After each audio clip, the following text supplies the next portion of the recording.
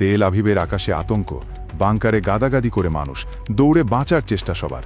এ যেন বাস্তব কোনো সিনেমার দৃশ্য নয়, মধ্যপ্রাচ্যের বাস্তবতা। দীর্ঘদিনের উত্তেজনায় এবার রূপ নিয়েছে সরাসরি সামরিক সংঘাতে। ইসরায়েলের সামরিক ও বেসামরিক স্থাপনাগুলো লক্ষ্য করে ইরান একযোগে হামলা শুরু করেছে বিপুল সংখ্যক ক্ষেপণাস্ত্র ও ড্রোন দিয়ে। এক রাতেই আকাশে দেখা গেছে শত শত আলোর রেখা, ইরানি ক্ষেপণাস্ত্রের ছায়া। এর জবাবে ইসরায়েলের প্রতিরক্ষা ব্যবস্থা সক্রিয় হলেও সবার মনে এখন একটাই প্রশ্ন: এত সংখ্যক আঘাত ঠকানো আদৌ সম্ভব কি? সূত্র জানায়, ইরান প্রথম দফায় প্রায় ৩০০-এর বেশি ক্ষেপণাস্ত্র ও ড্রোন একযোগে ছুড়ে মারে। এর মধ্যে ব্যালিস্টিক ক্ষেপণাস্ত্র, ক্রুজ মিসাইল এবং কামিকাজে ড্রোন ছিল উল্লেখযোগ্য। বিশেষভাবে উল্লেখযোগ্য হল শাহেদ 36 ড্রোনগুলো ধীরে উড়ে এসে নির্দিষ্ট লক্ষ্যবস্তুতে বিস্ফোরণ ঘটায়, যা প্রতিরক্ষা ব্যবস্থার জন্য চ্যালেঞ্জিং।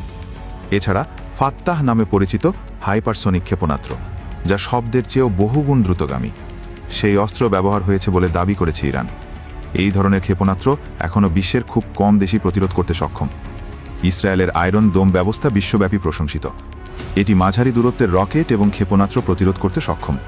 তার পাশাপাশি রয়েছে ডেভিড স্লিং, অ্যারো 3 এবং যুক্তরাষ্ট্র নির্ভর পেট্রিয়ট সিস্টেম।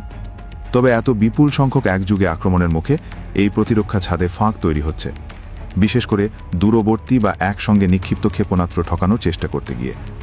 ইসরায়েলি সেনাবাহিনীর দাবি, তারা 90%-এর বেশি আক্রমণ ঠকাতে সক্ষম হয়েছে, কিন্তু বেসামরিক স্থানে আঘাত এবং কয়েকটি গুরুত্বপূর্ণ সামরিক স্থাপনায় আংশিক ক্ষতি হয়েছে বলেও স্বীকার করেছে তারা। তেল আভিভ, হাইফা, আশকেলন সহ দক্ষিণ ও মধ্য ইসরায়েলের শহরগুলোতে সাইরনের শব্দ ঘন ঘন বেজেছে। সাধারণ মানুষ ছুটছে বাংকারের দিকে। অনেকে সাবওয়ে স্টেশনে, কেউ বেসমেন্টে রাত কাটাচ্ছেন। সামাজিক মাধ্যমে ছড়িয়ে পড়া ভিডিও ও ছবি থেকে দেখা যায় ইসরায়েলি শিশুদের স্কুল বন্ধ করে দেওয়া হয়েছে, মানুষ শহর ছেড়ে গ্রামীণ এলাকায় চলে যাচ্ছে এবং ফ্লাইট বাতিল হচ্ছে একের পর এক। যুক্তরাষ্ট্র, ইউরোপীয় ইউনিয়ন এবং জাতিসংঘ দুই দেশকে সংযম প্রদর্শনের আহ্বান জানিয়েছে। তবে বাস্তব পরিস্থিতিতে কোনো পক্ষই পিছু ওঠার ইঙ্গিত দেয়নি। বিশেষ করে ইরানের দাবি এটি ছিল সীমিত প্রতিশোধ, আর ইসরায়েল বলছে এটা যুদ্ধের ঘোষণা। বিশ্লেষকরা বলছেন, এই মুহূর্তে সংঘাত কেবল ইরান ইসরায়েলের মধ্যে সীমাবদ্ধ থাকলেও হিজবুল্লাহ, লেবানন এবং শিয়া মিলিশিয়ারা ইরাক, ইয়েমেন জড়িত হয়ে পড়লে পুরো অঞ্চল জুড়ে ছড়িয়ে পড়তে পারে। তেল, গ্যাস পরিবহন, আন্তর্জাতিক বাণিজ্য পথ, এমনকি মার্কিন সামরিক ঘাঁটিগুলোকেও টার্গেট করা হতে পারে।